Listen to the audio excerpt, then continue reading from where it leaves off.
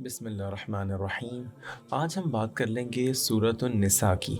ये चौथी सूरत है कुरान की और रेवोल्यूशन ऑर्डर के हिसाब से 92 नंबर है इसका। निसा का मतलब है औरतें, ठीक है। और ये मदनी सूरत है और ये सूरत चौथे पारे लन तनालू से शुरू होती है और छठे पारे तक जाती है। काफ़ी लंबी सूरत है ये भी। और अब हम आपको बताते चलें कि जो टॉपिक्स इसके फोर्थ पारे में हैं और जो फिफ्थ में है और जो सिक्स में है, उसके बाद हम इस वीडियो में चौथे पारे के टॉपिक्स के बारे में बात करेंगे। तो सबसे पहले सुन लें कि 4 तरह के टॉपिक्स इसके चौथे पारे में हैं, जिनमें सबसे पहले हैं यतीमों के हकूक़, और दूसरे नंबर पे हैं मुतअद्दिद अज़वाज यानी एक से ज़्यादा बीवियाँ, और तीसरे नंबर पे है इनहेरिटेंस यानी विरासत के कवानीन, और चौथे नंबर पे इसका है ज़िक्र महरम ख़वातीन। महरम ख़वातीन कौन है। और इसके वो टॉपिक्स जो 5वें पारे अल-मोहसिनात में आते हैं वो 8 तरह के हैं। वो सुन लीजिए। सबसे पहले नंबर 1 थोड़ा सा फैमिली स्ट्रक्चर के बारे में बताया है। नंबर 2 इंसाफ और एहसान के बारे में बताया है। नंबर 3 जिहाद। नंबर 4 मुनाफिकीन की मज़म्मत। और नंबर 5 कत्ल की सज़ा। और नंबर 6 हिजरत और सलातुल खौफ। और नंबर 7 2 छोटी कहानियां हैं, एक सहाबा की जिन्होंने गलती से कत्ल कर दिया था और एक मुनाफिक की जिसने चोरी की थी। और नंबर 8 जो है वो बेसिकली एनकरेजमेंट है सीधे रास्ते पे चलने की अल्लाह की तरफ से। और अब बात कर लेते हैं उन टॉपिक्स की जो छठे पारे ला युहिब्बुल्लाह में आते हैं। इसके जो टॉपिक्स हैं जिनका हमने इंतखाब किया है वो भी 8 किस्म के हैं। सबसे पहले नंबर 1 गलत काम के ख़िलाफ़ एक वार्निंग है। नंबर 2 नबियों पर ईमान है। नंबर 3 कुछ ज्यूज़ की डिमांड्स थी और उनकी मज़म्मत। और नंबर 4 ईमान का तकाज़ा, कुछ ईमान की क्या रिक्वायरमेंट्स होनी चाहिए। नंबर 5 खुशखबरी सुनाने वाले और डर सुनाने वाले। और नंबर 6 ईसाइयों की मज़म्मत। और नंबर 7 तकब्बुर यानी एरोगेंस। और नंबर 8 कलाला। और अब हम बात कर लेते हैं उन टॉपिक्स की जो चौथे पारे में आए हैं। नंबर 1 यतीमों के हकूक़। इसमें अल्लाह पाक ने सबसे पहले ये फरमाया कि उनका जो माल है वो देना चाहिए। और दूसरी बात ये कही कि उनके किसी भी अच्छी चीज़ को बुरी से मत बदलो, यानी उनकी किसी भी अच्छी चीज़ को बुरी से मत तब्दील करो। और उनके माल मत खाओ और उनके माल को अपने मालों के साथ मत मिक्स करो, ये बहुत बड़ा गुनाह है। दूसरी बात ये थी कि जो यतीम लड़कियां हैं उनको उनके हकूक़ दो, और उनसे शादी मत करो अगर तुम उनके साथ इंसाफ नहीं कर सकते। क्योंकि पहले ज़माने में लोग यूँ किया करते थे कि यतीम लड़कियों से उनकी माल की वजह से शादी कर लेते थे, सिर्फ उनकी नीयत माल पर होती थी और वो इंसाफ नहीं कर सकते थे। और कुछ 2 बातें उन्होंने बताई हैं कि यतीम को आप जो है कब उसकी जो माल है वो कब अदा करें। सबसे पहली चीज़ तो ये कि आप उसको टेस्ट करते रहें जब तक वो बलूगत को नहीं पहुंच जाता। और तब भी आप अगर वो बलूगत को पहुंच भी जाते हैं तो तब भी आप दूसरी चीज़ ये देख लें कि वो सही और गलत में फ़र्क कर सकते हैं। और इसके बाद जो एक इशारा आया है वो ये है कि उनके माल को ज़रूरत से ज़्यादा ना ख़र्च करें, इसराफ़ का लफ्ज़ आया है। और दूसरी चीज़ ये है कि उनके माल को ज़रूरत के बग़ैर भी ख़र्च ना करें।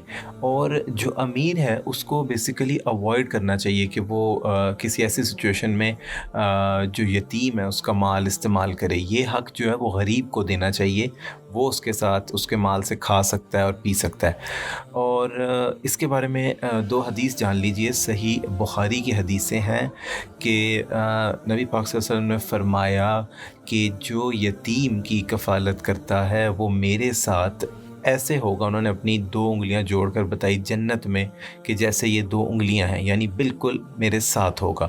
اور دوسری چیز یہ ہے یتیم کے حوالے سے حدیث صحیح بخاری کی کہ جو 7 کبیرہ گناہ ہیں ان میں سے ایک یہ بھی ہے کہ یتیم کا مال کھا جانا. یہ 2 حدیثیں اس بارے میں نوٹ کر لیں. اس کے بعد ہم چلتے ہیں ٹاپک نمبر 2 پہ, جو تھا متعدد ازواج یعنی ملٹیپل وائفز. تو اس میں اللہ پاک نے مردوں کو 4 بیویوں سے نکاح کرنے کی اجازت دے دی, اور یہ فرما دیا کہ شرط یہ ہے کہ آپ ان کے بیچ انصاف کریں, اور اگر انصاف نہیں کر سکتے تو پھر ایک ہی بہتر ہے. اب انصاف کے لیے سن لیں جو 3 پوائنٹس بہت ضروری ہیں جسٹس کے لیے. وہ یہ ہے کہ آپ ان کو ایکول فائنینشیل الاؤنس دیں گے, ٹھیک ہے, ایک جتنا خرچہ. اور نمبر 2 آپ ان کو جو لیونگ سٹینڈرڈ ہے وہ سیم دیں گے, ٹھیک ہے. اور نمبر 3 جو ہے وہ آپ کی جو بیسیکلی راتوں کی تقسیم ہوگی وہ بھی برابر ہوگی, یعنی ایکول ڈسٹریبیوشن آف نائٹس, کتنی راتیں آپ نے کس کے پاس گزارنی ہے وہ برابری کرنی ہوگی آپ نے اس میں. اور اس کے علاوہ یہ ہے کہ پہلے زمانے میں تو جو لونڈیاں تھیں وہ بھی حلال ہوتی تھی اور ان کے ساتھ سونے کی اجازت ہوتی تھی, لیکن یہ والی جو شرائط ہے, یہ والا لاء جو ہے وہ اب اپلیکیبل نہیں ہے, یہ اب نہیں لگتا. اور اس زمانے میں جب یہ آیت اتری تھی بیویوں کی, تو جن صحابہ کی 4 سے زیادہ تھی تو ان کو حکم ہوا کہ وہ باقیوں کو جو ہے وہ ڈیورس دے دیں اور صرف 4 رکھ سکتے ہیں. تھرڈ ٹاپک جس کا ہم نے ذکر کیا تھا وہ تھا وراثت کا. انہیریٹنس یعنی وراثت کے ٹاپک کو آسان بنانے کے لیے ہم نے اس کو 7 سب سیکشنز میں ڈیوائڈ کیا ہے اکارڈنگ ٹو بینیفیشری کی کیٹیگریز کے مطابق. ایک ایسا شخص جس کی صرف اولاد ہے تو اس کی تقسیم یوں ہوگی کہ اس کے جو لڑکے ہیں ان کو دگنا حصہ ملے گا اس کی لڑکیوں کے مقابلے میں, اور اگر اس کی ایک لڑکی ہے تو اس کو بیسیکلی آدھا شیئر ملے گا, اور اگر 2 یا 2 سے زیادہ ہیں تو پھر سب کو 2/3 ملے گا ٹوٹل کا. اور دوسری کیٹیگری ہے ایسے شخص کی جس کے پیرنٹس بھی ہیں اور بچے بھی ہیں, تو پیرنٹس کا جو شیئر ہوگا وہ ہوگا 1/6, ٹھیک ہے, یعنی اس کا ایک حصہ ہوگا 6 حصوں میں سے پیرنٹس کا. اور اگر ایک تیسری کیٹیگری یہ ہے کہ ایک ایسا شخص ہے جس کے پیرنٹس ہیں لیکن بچے یا اولاد نہیں ہیں, تو اس میں اس کی والدہ کا جو شیئر ہوگا وہ ہوگا 1/3 اور اس کے جو والد کا شیئر ہوگا وہ ہوگا 2/3. اور چوتھی سب کیٹیگری یہ ہے کہ ایک غیر شادی شدہ بندہ ہے اور اس کے پیرنٹس بھی ہیں اور اس کے بہن بھائی بھی ہیں, تو اس میں اس کی والدہ کا جو شیئر ہوگا وہ ہوگا 1/6 یعنی 6 میں سے ایک حصہ, اور اس کے جو والد کا شیئر ہوگا وہ ہوگا بقایا 5 حصے, اور اس میں اس کے جو بہن بھائی ہیں ان کا کوئی حصہ نہیں ہوگا. اور جو 5ویں سب کیٹیگری ہے وہ ہے عورت کی, ٹھیک ہے. ایک ایسی عورت اگر اس کے کوئی بچے کوئی اولاد نہیں ہے تو پھر اس کے خاوند کا جو شیئر ہوگا وہ ہوگا آدھا, یعنی آدھا حصہ اس کو ملے گا, اور اگر اولاد ہے تو پھر خاوند کا جو حصہ ہوگا وہ ہو جائے گا 1/4 یعنی 4 میں سے ایک حصہ. اور چھٹی سب کیٹیگری ہے کہ اگر وہ مرد ہے اور اس کے کوئی بچے نہیں ہیں اور اس کی ایک یا ایک سے زیادہ بیویاں ہیں, تو پھر ہر بیوی کا جو حصہ ہوگا وہ ہوگا 1/4 یعنی 4 میں سے ایک حصہ. اور اگر اس کے بچے ہیں تو پھر ان کی بیویوں کا جو حصہ ہو جائے گا وہ کم ہو کے ہو جائے گا 1/8 یعنی 8 میں سے ایک حصہ. اور جو 7 سب کیٹیگری ہے وہ ہے کلالہ کی. کلالہ جو ہے بیسیکلی اس کو کہتے ہیں جس کے بہن بھائی تو ہوتے ہیں لیکن باقی اس کے ماں باپ دادا دادی پوتے پوتیاں کوئی نہیں ہوتا, تو اس کا جو حصہ ہے وہ ہے 1/6 یعنی 6 میں سے ایک حصہ. اور اس میں آخر میں یہ چیز نوٹ کر لیجئے کہ اگر کوئی اپنی وصیت لکھتا ہے اور وہ اس کے جانے کے بعد پتہ چلتا ہے کہ وہ شریعت کے اصولوں کے مطابق نہیں ہے, تو پھر اس میں یہی بہتر ہے اس کے گھر والوں کے لیے بھی اور جانے والے کے لیے بھی کہ وہ ان قوانین کے مطابق جو اللہ تعالیٰ نے طے کیے ہیں ادا کی جائے. اور دوسری چیز یہ ہے کہ جب بھی اس کی ادائیگی کا وقت آتا ہے تو سب سے پہلے جو چیز ہم نے نوٹ کرنی ہے وہ یہ ہے کہ کوئی کوئی قرضہ تو نہیں ہے. سب سے پہلے قرضے کی ادائیگی ہو، جن جن سے لون لیا ہو وہ واپس دیا جائے، اور اس کے بعد اس کی تقسیم ہو.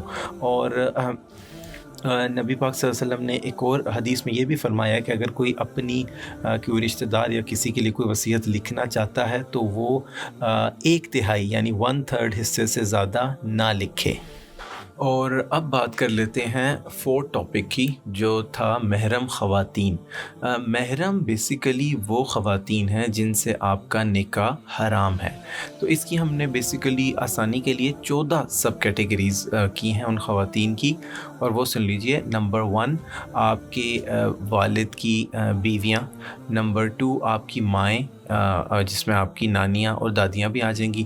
نمبر 3 آپ کی بیٹیاں، جس میں آپ کی پوتیاں اور نواسیاں بھی آ جائیں گی. نمبر 4 سسٹرز، جس میں آپ کی بہنیں اور اس میں آپ کی اسٹیپ سسٹرز بھی آ جائیں گی. نمبر 5 آپ کی پھوپھیاں. نمبر 6 آپ کی خالائیں، اور اس میں آپ کی وہ خالائیں بھی آ جائیں گی جنہوں نے بیسیکلی جو آپ کی اسٹیپ آنٹس ہیں. نمبر 7 آپ کی بھائی کی بیٹیاں اور ان کی بیٹیاں. اور نمبر 8 آپ کی بہن کی بیٹیاں اور ان کی بیٹیاں. اور نمبر 9 رضاعی مائیں اور رضاعی بہنیں یہ آپ کی. اور نمبر 10 آپ کی ساس. 11 آپ کی وائف کی وہ بچیاں جو کسی اور خاوند یا کسی اور آدمی سے تھی. اور نمبر 12 آپ کی بہو. نمبر 13 آپ کی وائف کی بہنیں. اور نمبر 14 وہ ساری عورتیں جن کا نکاح ہوا ہے. اللہ پاک سمجھنے کی توفیق عطا فرمائے. آمین.